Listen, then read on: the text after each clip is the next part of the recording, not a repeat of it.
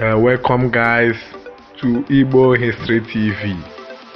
My people, the thing where I want talk now, my mom no fit talk am. I know say Channel TV no go carry these things.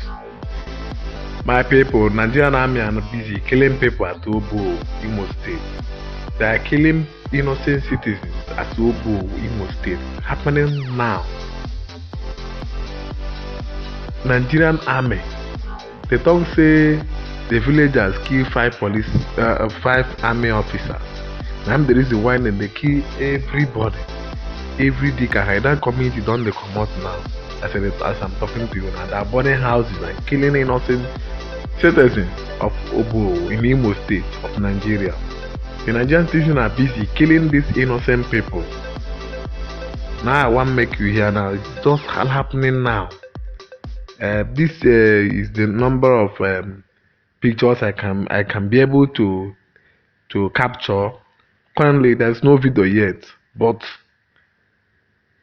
this thing is what is happening now to Obo in Imo State. They are killing every youth from 12 years up.